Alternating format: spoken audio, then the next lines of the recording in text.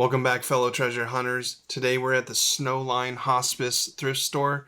This is one of 3 in the 30-minute radius from my house. This is their largest one.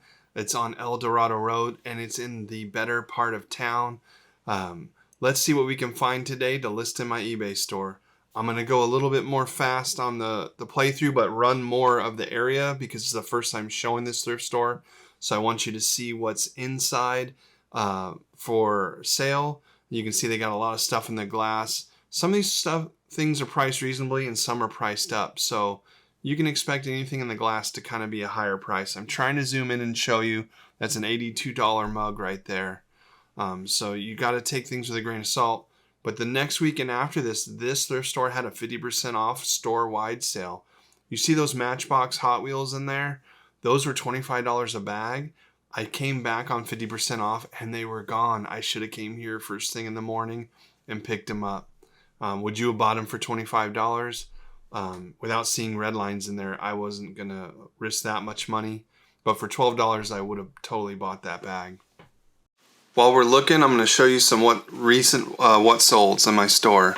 This Phoenix Mercury Jennifer Gillum WNBA basketball celebrity ducks sold for $12. That buy has been paying off. I also bought off Facebook Marketplace a ton of DVDs. I lotted all the wrestling together. Got a $50 sale for 26 DVDs. Another good sale. In one of my storage lockers, I got this Native American deer hide ceremony drum. Sold it for $35. We're in the books, VHS, and knickknacks. I had a huge auto buy at one of my garage sales last year. The gift that keeps on giving, $60 for a belt drive component set. It's not a belt drive, but it's some type of gear that goes with the belt drive. All I know is when I looked it up, it had value, and I bought a whole rack for $70, and most of the items on that rack were $70 a piece, so it's been great. Sold the cinch yellow button-up geometric shirt for $22.99. That's my first cinch shirt sale. They had a lot of mugs and different things here. Prices weren't too bad. A couple bucks, I think, per item. Some were a little higher. Nothing I wanted to pick up and put in my eBay store. When you get them out of a storage locker, it's different. You try to monetize everything. I found this Mustang book though. These were $1, and I'm going to try to sell it for $10.99. The rest of their Shilton type books were about $4.99 a piece, so I passed. Here's kind of their media minus books costs, just for awareness. I didn't find anything today in the CDs, DVD. I found the one auto book. I did not go through all their books. They had a huge library. Because of limited time and I was with my whole family, everybody but one member of my family was here today. So you'll see my oldest daughter for the first time on video if you hold out in a couple of minutes. Here they got something, $80 for those like hip waiter, whatever they're called, things. Some cheap knockoff hats you're seeing here. Not sure, maybe not knockoff, but like construction company or something made them. Nobody wants it. Sports section, not finding much here, but you can find some good stuff in sports, football helmets, baseball gloves, golf clubs. Because we're coming later in the day, I don't expect to find any of this stuff. This is highly picked through. If I'm going to find something, it's going to be on a rack that's fresh out. And I don't see them bringing many fresh out racks today. So during the weekday, this store is probably so much better for sourcing while you're here and everybody's at work, and you can pick through this privately almost. Oh, I just saw that RoboDog. I've sold that RoboDog twice now. You really need the battery and the charger to show it all works to make it pay off. Lots of household goods here. Just running through it real fast so you can get an idea what's in the store and how big it is. There's doorknobs, hardware, just tons of stuff. They're trying to monetize everything. It's kind of good if you need a couple of things. You can just run in here. It's like almost like a mini hardware store. was checking out the skillet just to see. It was a cast iron skillet. See if there was any brand name I recognized. But they were charging up for it. I think it was like $25 for that thing. And it wasn't a brand name I recognized. Trying to give you a view in the bins. There's some sunglasses, different things, but nothing of value. The utensils section, I like to find vintage utensils. I've learned how to sell them just from finding them in storage lockers. I tend to not want to sell them unless they're like a set, so that I can get a little bit more money for the transaction. But like wooden salt and pepper shakers, you want to look stuff like that up. There are some value. Oh, look, you can see one right now I'm checking out. Typically, you look on the bottom. If you see a name or a manufacturer, you look it up. I skip glass. Oh, and that's my eldest daughter with her boyfriend. I told her if she makes a face like that, it could freeze forever. Well, now you guys can pause it and see her making a face forever. But it was cool that she came 30 minutes up to hang with us for a minute while we were thrifting. You get cool family moments out of this. Like this is my wife who found a dress that looks like Megan for my youngest 11-year-old daughter, and everybody thinks it's a great idea. So, ever since I started thrifting, my family's been more and more exposed to thrift stores and the value of going to them. And there will be times where my daughter will come up and brag, or not brag, but I'm like, oh, nice dress, nice shirt. And she's like, oh, thrifted it, $5. And I'm just like, oh, super proud that they're getting into it, because not only can you make money, but you can save money, and both have an impact on a family in a positive direction. So make sure, even if you're just a shopper, you don't have to buy everything brand new. There's so much out in the world that we could save from going to landfill, and you can get it for pennies of what they're charging at the retail manufacturers now. So why not do that? This store is huge. There's so much selection. This is not a regular thrift store. We're in the lamp section going around. I'm not very much a person who sources lamps. Maybe something I have to improve on, but just because of my limited space in my garage, I don't want a lot of highly bulky, breakable items in there. I want to keep it easy, smaller, durable, less reasons for a shipping problem, the better. These are stamps.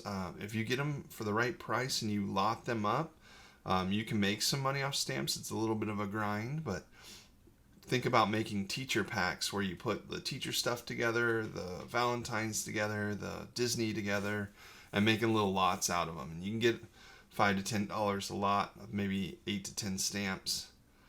So you got to get the right price. And then there's older ones that actually go for some money if you can find some of the older ones. A lot of miscellaneous office and cosmetic here. Always hoping for a good TI-83 scientific calculator, TI-86. I think the whole market knows that those are valuable, so you'll never really find them in the wild. You might find a reseller selling broken ones.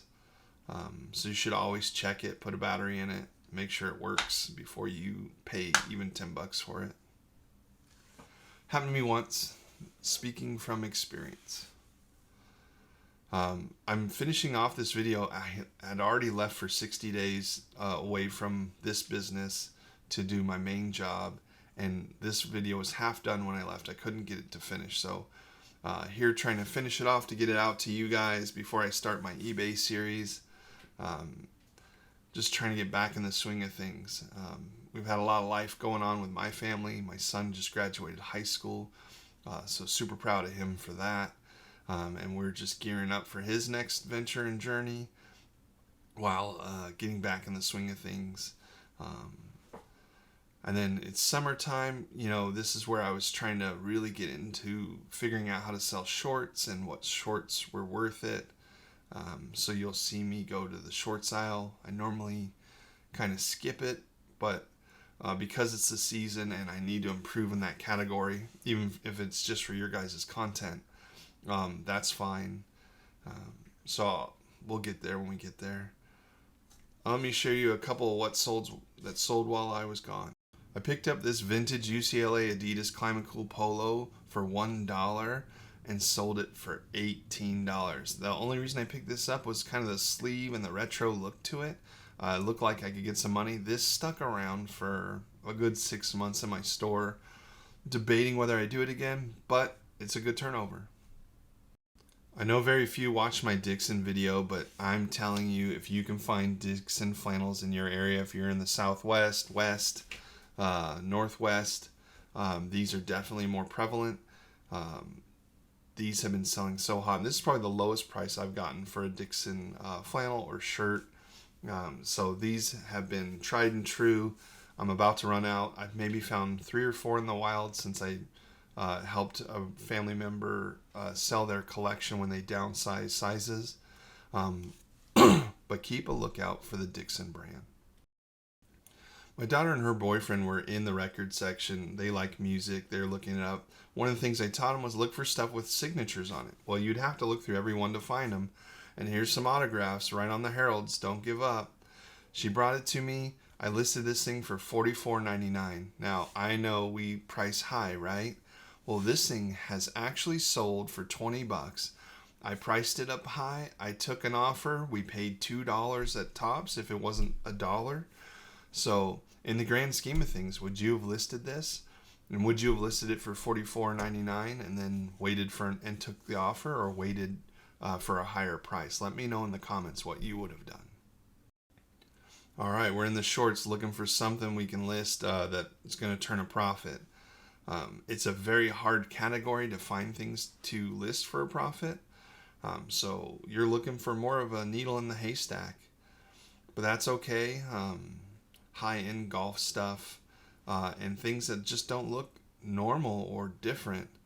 Like this pair of shorts right here, Sportif USA Active Classics. I sold for $30. I think I got these for less than $5 and sold it for $30. Now, doesn't this look like your Magnum PI Coach shorts from back in the day? Total reason I picked it up. Did not even look it up to see if it was worth reselling, and it sold within a week. All right, I cut out the jean footage and just went to the hats. They got a big hat and shoe section here. There's a lot to look over. I'm looking for vintage K-product type hats. Something really, really cool stands out. Actually, that fly fishing hat probably would have been pretty good in retrospect. But just looking for something people actually want. These shoe horns sell well for me. If I can get the right brands, they can sell upwards of $30. They're usually in the $12 to $15 range. And then there's sunglasses, women's shoes. Not seeing any of the brands that I know to pick up.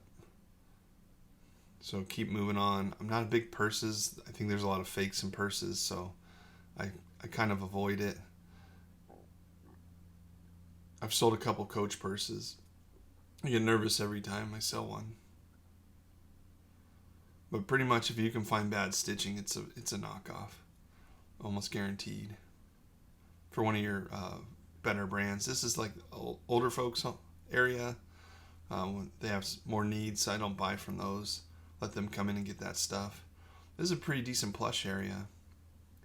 Just nothing that was screaming out. I have a ton of plush. My daughter sells the plush to raise money for her anime conventions, and so we sourced a lot of plush at one point, and they are slow sellers. So they take up a lot of space and they're slow sellers. This is a signed Cabbage Patch type doll. I think it was a different brand. I'm debating whether I want to get it some type of wedding dress doll. Using all my tools at hand in my phone, right? And I think they wanted some money for this too. I think it was like a $20 investment, and I could sell it upwards of like, can't remember what the actual price was. Let's see if we show it in the video. I think it was so hard to figure out without the groom. I just felt it wasn't worth it.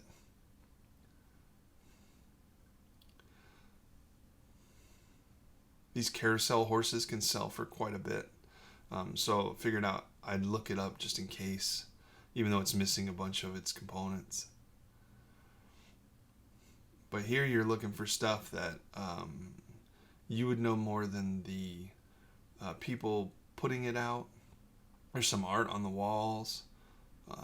Always checking out art, looking for new pieces for the house. Here's a rack, went right for the rack. You can never go wrong with the rack. And the rack just typically means, like, see that pair of Levi's I put over there? Black Levi's sell better than normal Levi's. The rack is an opportunity to find something before all other customers have seen it. So if they price it fairly, you might be able to get something that nobody else has looked at in this thrift store. Now look at this. This is a black pair of Levi's double X 32s already sold for $40. I bought these for $5. They've already sold for $40. That sold within 2 weeks. That was a really good buy. Just pro tip, black Levi's with the 2X. The 2X represents a higher quality denim. You want to get that. Here's their coat section. Looking for better brands like Patagonia, that. Here's some hats. Always looking for just an odd hat, different kind of hat. Here's one. Matter of fact, I bought this hat. I have it here at the house. It needed a little bit of cleaning, and I haven't even done it. So I have what we call like a death pile or a to be listed pile that I need to get to, and it's in my hat cleaning area. Work, it still needs to be done. I'm not short of projects to do. This is going to wrap up this video. Normally I'd put the how much I bought it for, how much I'm going to make off this trip. Only because I had months in between, I forget what I paid for some stuff. I'm going to omit that this time. But I appreciate you guys watching. Please like and subscribe the video. Keep grinding, keep learning, have fun, and most importantly, be kind.